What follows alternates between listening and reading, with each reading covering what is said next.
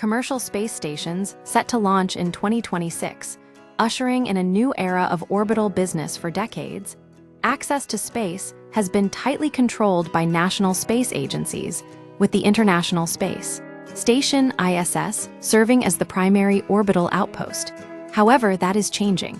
As NASA prepares to decommission the ISS by the end of the decade, privately owned commercial space stations are poised to fill the void, marking a historic shift in how humanity operates in low Earth orbit.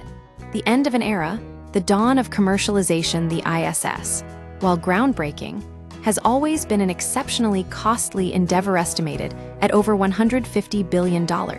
This prohibitive expense has limited space access, hindering the development of a sustainable space economy.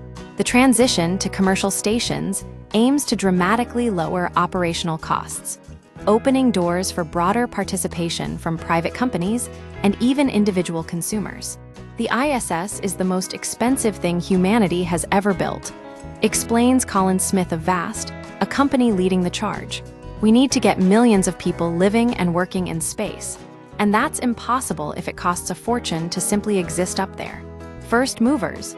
Vast and Sierra Space. In 2026, two American companies are set to launch the first commercial space stations. Vast plans to deploy its Haven 1 station as early as May, using a SpaceX Falcon 9 rocket.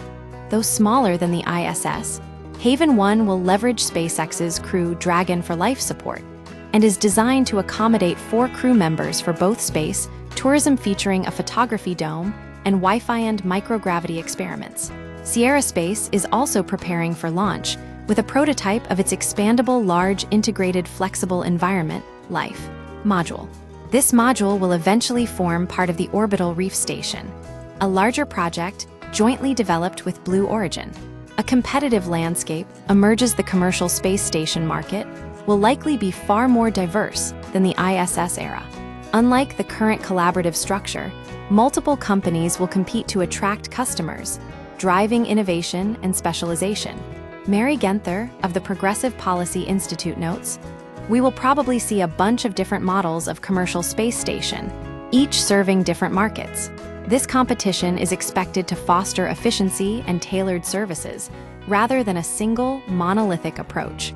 Beyond tourism, the potential for space commerce. The long-term vision extends far beyond space tourism.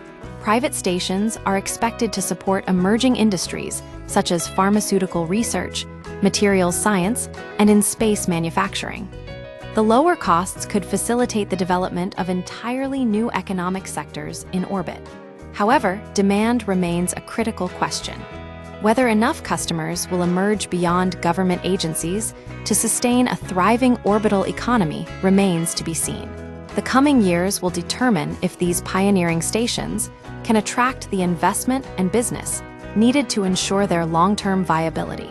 The success of commercial space stations will hinge on creating a viable market, demonstrating that operating in orbit can be profitable and accessible beyond government-funded research. If these early ventures succeed, they could reshape humanity's relationship with space, moving from a realm of expensive exploration to one of accessible commerce and opportunity.